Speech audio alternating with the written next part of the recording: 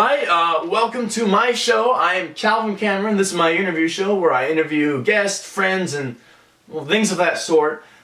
Speaking of interviews, though, I have my very first one on the show here today, waiting actually for me to call him out. Mitch Scanlon, the author of a famous book that just got released, 15 Hours. Why don't you come on out? Alrighty. Alright, Mitch, long time no see. Absolutely. Why don't you go ahead, take a pop squat. Anyway, man, I am so glad that you came here. You know, it's really important for me. You're my first interview, so I'm really glad. Very important topic today. Your newly released book. Should I show the camera? Is that go ahead. I mean, 15 Hours. You know, I've read it front to back to front. I've actually read the, you know, every line in the book, and I analyzed it. And did you enjoy it? Did you like the book? It was very deep, you know. I enjoyed it the third time way better than I did the sixth time, but that's probably because it got old. It's so funny. I've only read it once myself, but I enjoy it so much. It's just, well, here, go ahead. Why don't you tell us what it's about? You know, there's many members of the audience wondering, you know, why 15 Hours, what's that about? Well, 15 Hours, as you can see, there's two gentlemen fighting here. And it's about this epic battle, and you've read the Zorklor theory, right? My whole series of books, yes. So all of those characters, right? That universe that takes place in, it's about this epic 15-hour battle that the two main characters have, the two main adversaries. Right? Yeah, you know, if we remember from the first book, you know, first hour, the first set up the series for what's going to come. This is actually the conclusion. This is the conclusion, and this is all 15 hours. Comprised in... It's all of the 15 books comprised into, what, 200 pages? 250 pages. Surprisingly short. But it's basically, it's if someone doesn't have the time, it's just the whole arc in one stretch. Okay, well that's good. You know, I'm a really big fan of it, and you know, more so, I'm more fan of the inspiration. You know, where did the inspiration from the book come to you? Because I know that's a big part in your every one of your storytelling processes. Yes. Well, the inspiration for the story in general. Well, for the characters, namely the main character, Vernrad. Vernrad. Here's the thing about Vernrad. My father, who passed away when I was very young. Very young. Very sad, very young. It was not that sad. Here's the thing. He was so old. He was 80 when he had me. He was 80 when he had me. And he passed away when he was 86 or 7. But my father, what I recall of him, and his name was Vernon, right? Vernon, right? You see the connections.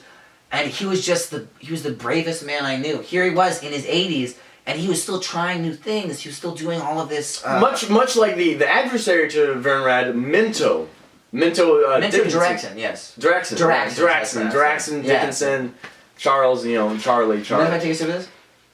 I mean, you brought it here, so, and we're doing some good stuff. Well, I'm glad that the inspiration for Vernrad, you know, derived from a very personal connection between you and your dad. Absolutely, yes. You know, moving on, you know. Let's do it. I really appreciate how Minto. He's like a direct reflection of you, because I read your autobiography as well, alongside it at the same time. 127 hours. I read the character of Minto to be pretty much exactly like you. It was kind of incredible. Yeah, you know what, I'm glad you picked up on that, because like, a lot of people don't really get it, but, you know, Minto's dad dies when he's really young, and that's the reason he's filled with all this rage. And the character Vernrad, who he's fighting, is his own father, and in a way is the ghost of his own father, you know? So he's sort of dealing with there's all these emotions flying around, you know? And it was based on me in that respect, absolutely. Now, I'm overcoming the shadow of my father. Now, from I read it, like, I don't really read the book as so much of a novel, but more of like a part 2 to your autobiography, you know, what's to come. So I really wanted to know, like, what's the symbolism of the event when Minto and Vernrad finally clash? Clash. You know? Well, you know, that's symbolic of me finally confronting the shadow of my father, who, you know, was a famous author and publisher in his own right, and I think finally I've not overpassed him or surpassed him, or I'm not worse than him, but I think I've become posthumously his peer, you know? Like, if he was around today, like you and him, I think I would have earned his respect. Friends. We would be friends, and we would maybe not friends, but we would understand and appreciate each other. There would be a mutual respect. You know that's really great because from what I read, the next page even it really just like kind of took like a left turn and went out the door when the dad just says, "I'm here to suck your soul," and then he enters him through the heart, and then he kind of just implodes on himself. I just realized that that's the last page of 15 Hours. Right, yeah. And I'm so sorry that I didn't tell the audience that was a spoiler. A spoiler alert. Do you have post-production in this? Can you we can probably edit it out. We're going to edit it out. Spoiler alert. Spoiler, we're going to put it in bold, and we're going to pause it. Do you have horns?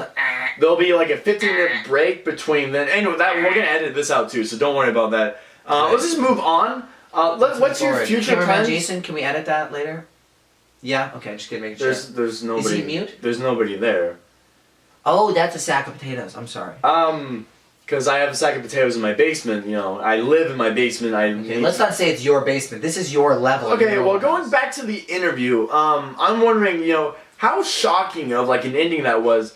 You kind of left it very blatant that there's going to be a sequel series. A sequel series. Yeah. What's your plan for that sequel when Vern and Mento, they kind of. Have you seen Peabody and Sherman? Yes. I recently, through my financial, these books have been very successful. I bought the rights to Peabody and Sherman, and really, yeah, and so I'm taking those characters and I'm throwing them into my universe, and I'm seeing how they sort of just juggle everything around. That's interesting. How you're taking children's characters and you're putting them into this very adult setting where people die, people get it on very much often, much like George R.R. Martin's style, which is I really appreciate. Oh, absolutely, George R. And I noticed you have the book here, and I really appreciate that because our book's touching. I mean, that's just it's symbolic, if anything. Fantastic. Anyway, man, I'm really glad that you stopped by. I wish you could come again. I'd really like to have you for the next part of the series when it comes out. You mentioned something about 30 hours later.